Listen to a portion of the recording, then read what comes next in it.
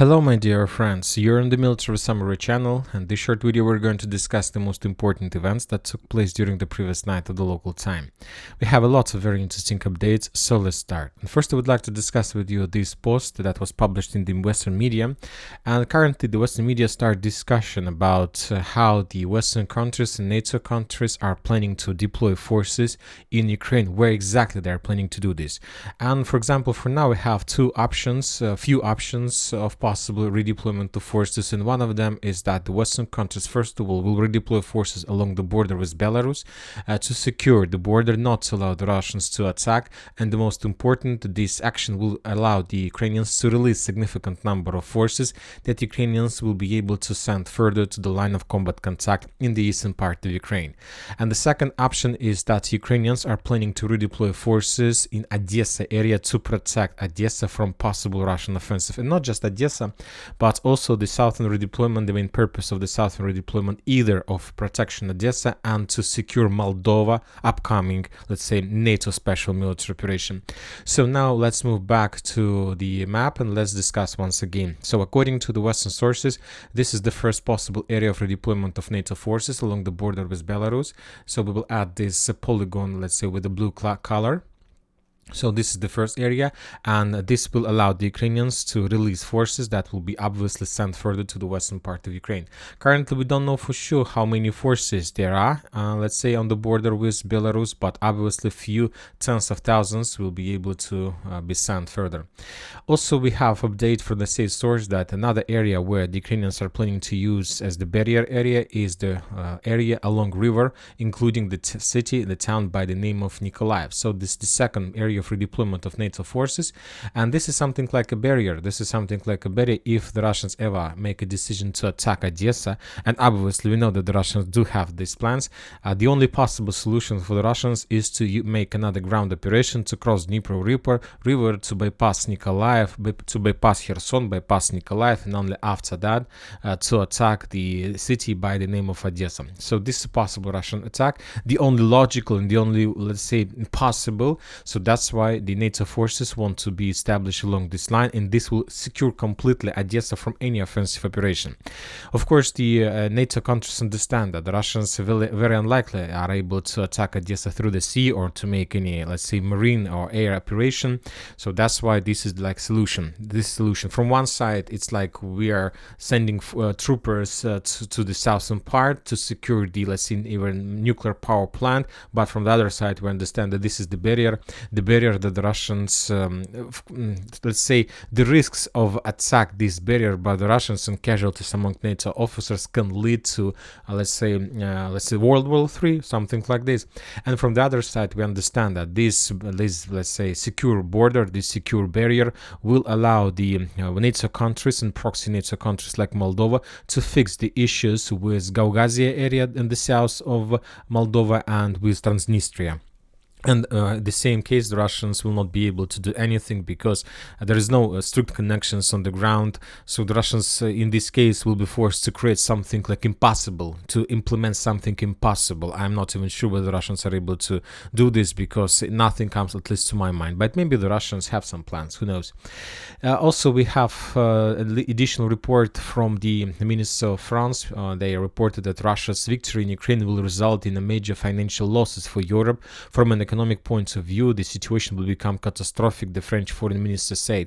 According to Stéphanie Sudernet, only in the economic sphere will Russia then be able to take control over more than 30% of the world wheat market. The minister said that the West needs to achieve the defeat of Russia without starting a conflict with it. So this is the, let's say, the point of view of French ministers, and I'll remind you that France is going to be the first country, and Canada, who are going to send non-combat units to the Ukraine. For example, Poland, they also made some statements about the possible intervention in Ukraine. They're saying that it's not the initiative of NATO, for it's French initiative, and for Poland, it's better not to send forces, but to send equipment. So Poland, as usually, wants to earn money on that by selling equipment to France for real euros or for real dollars. Now let's move to the line of combat contact to Ukraine. During the previous night, the Ministry of Defense of Russian Federation reported that they managed to brought down up to 38 drones that Ukrainians used to attack Crimea. Probably the Ukrainians managed to achieve some results. I'm talking about discovering the air defense positions to reload Russian air defense. And today, on the 3rd of March, we need to expect another wave of attack with the purpose to attack either some, let's say, Crimean bridge or some ships or aircraft, so let's say ammo depot. So today the story will be continued.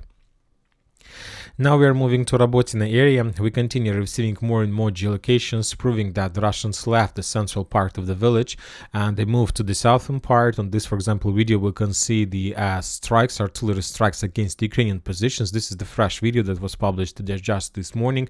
So we have 100% evidence that Robotyne either in the gray zone or under Ukrainian control. We are not going to change the map under Ukrainian control because we still haven't received any geolocations from the Ukrainian side. Telling us and showing us the let's say the real presence of Ukrainian soldiers there. From the other side, we see some activity in the fields between Malotakmachka and Verbova. The Russian sources published, for example, very interesting video of how they were bombing and attacking the Ukrainian positions among the fields with cluster rounds RBK 500. You see this deadly weapon RBK 500, and the sources reported that the Russians continue preparation. So the clashes in Robotyne wasn't something like unexpected or created let's say that day.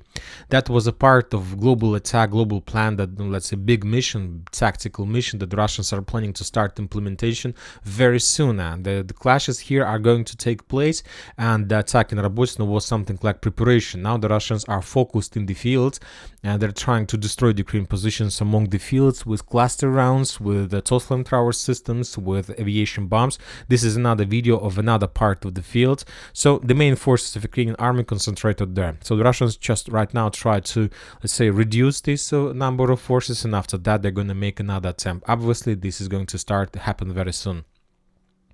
We haven't received anything from Novomikhailivka. For some reason, there is a real operational pause. The situation is very complicated here, as I understand, so let's wait. Now we are moving to Marinka direction. The Russians continue offensive operation further inside of the village by the name of, or town by the name of Krasnogorovka, and according to sources we have, the Russians established complete control over the part of Krasnogorovka that located to the south of 8 Marta Street. So this is approximately the Russian progress without, for now, geolocated confirmations. And we are talking about this street. This is the 8 Marta Street, and this area, everything below this line, probably in the Russian control.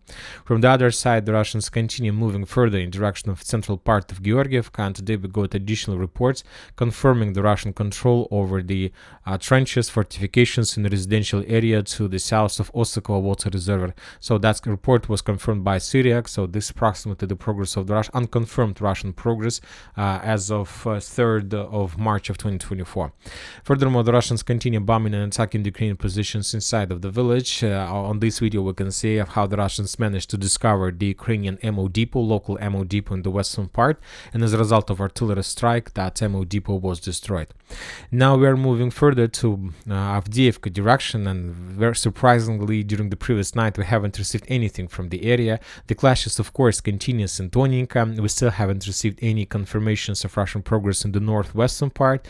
The clashes continues in Orlovka. We still haven't received any geolocated proofs of Russian control over, let's say, Yelagina Street, so the same northwestern and northwestern part of the village.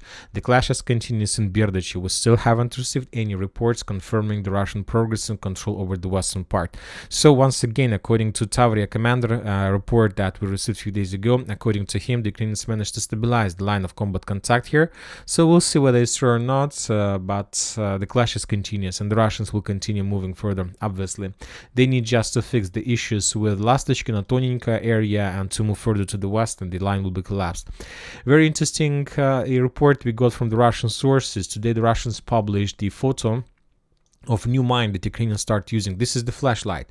This is the flashlight that the Ukrainians probably, maybe some drones or maybe the Ukrainian multi-launch tracking systems during attack, they drop these flashlights, significant number of flashlights all over the line of combat contact in towns and cities that are located along the area. And this is the basically flashlight. And some people, when they see flashlight, first of all, they think that this flashlight belonged to some soldiers. So that's mean that's very, let's say, a flashlight with a very good quality that you can use for your, like, let's say, home purposes, or another soldier by bypassing the territory can find another flashlight. And this is a very useful thing when you're, let's say, at night period of time somewhere in the trenches on the line of combat contact. But when you take this flashlight and when you're trying to check whether the flashlight is working or not, you're pressing the button and then there is an explosion that can make harm and damage your hand. So this is like a very dangerous weapon probably, and this is something like a crime. So, but very interesting, let's say, solution from the Ukrainian sources, from the Ukrainian forces.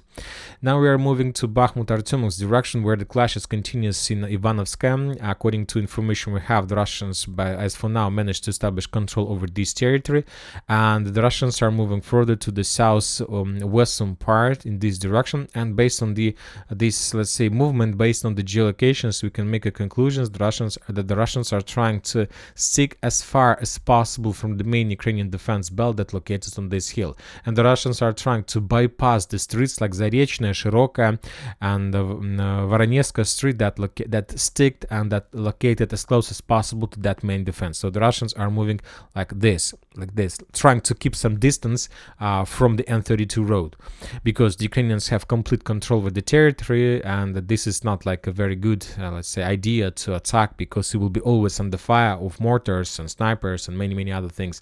So the Russians are moving to the southwest in direction of the farms, and today the Russians published the video.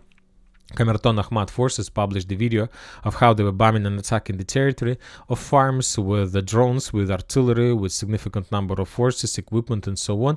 And they managed to damage the territories. And this is something like artillery preparation. We see the moving of the focus. So very likely, maybe even today, maybe by the end of, let's say, the middle of the week, the Russians will publish an additional report of complete control over the territory. So if we return back to map, basically the Russians are trying to establish control over something like this, to take control over farms and to take under control the trenches that located on the bottom to the south of the farm. So this is approximately the Russian goal. This will allow the Russians to achieve different things, different results. First of all, the Russians will be able, by moving this way, to enter also this forest, and to start moving along the forest towards canal, towards the main supply road that Ukrainians use for supporting their forces that currently have their positions in the vicinity of Klishevka, Andreevka, and so on. So this, let's say, this supply road will be cut off by the Russians as soon as they get to the forest. It will be easier for them to move. Furthermore, from the same forest, the Russians hiddenly will be able, securely will be able to start movements also to these N32 roads and to cut the main supply road that Ukrainians use to support their forces inside of Ivanivske and the rest positions of Ivanivske. So forest force, first of all, is security. Security from drones, security from, let's say, high-rise positions like that one, and something like this. Furthermore, when talking about storming of these positions itself, the Russians haven't made any attempts to do this.